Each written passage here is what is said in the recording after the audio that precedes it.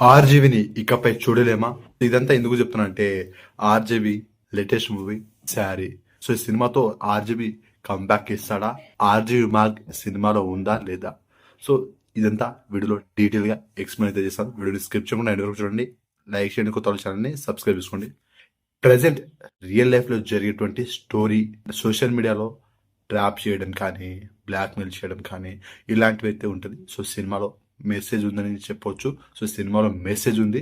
And ఈ సినిమాలో BGM చూసుకున్నట్లయితే భయ్య సేమ్ మన ఆర్జీవి ప్రీవియస్ మూవీస్ ఎలా ఉంటుందో బీజిఎం అలానే ఉంటుంది. అంటే మనం మ్యూజిక్ వినే గెస్ చేయొచ్చు ఇది ఆర్జీవి గారి సినిమా అని. సో అలా అర్థమైపోతుంది మనకు. సో ప్రీవియస్ మూవీలో ఎలా ఉంటుందో బ్యాక్గ్రౌండ్ స్కోర్ అలానే ఉంది. ఏ మాత్రం మారలేదు. అండ్ ఆ స్క్రీన్ ప్లే కూడా మారలేదు. సో ఇదంతా మీరు సినిమా చూసారా బ్రో అంటే నేను సినిమా చూడలేదు బ్రో. నేను ట్రైలర్ మాత్రమే చూశాను.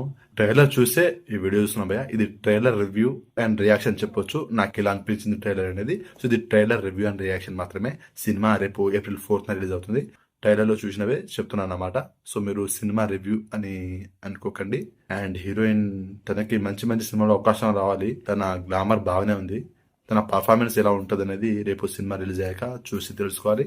అండ్ సినిమాలో ఇంకా ఏమైనా దాచించారా మెసేజ్, ఈ సినిమాతో అయినా ఆర్జీవి గారు తను కంబ్యాక్ ఇవ్వాలని అండ్ ఇంకా మంచి మంచి సినిమాలు తీయాలని మనస్ఫూర్తిగా కోరుకుంటున్నాను. అండ్ ఆర్జీవి గారికి ఎంతమంది ఫ్యాన్స్ ఉన్నారో ప్రతి ఒక్కరూ కామెంట్ చేయండి. అండ్ మీరు వీడియో చూసే టైంకి 'శారీ' మూవీని చూసినట్లయితే మీకు 'శారీ' మూవీ ఎలా అనిపించింది అనేది డెఫినెట్గా కామెంట్ చేయండి.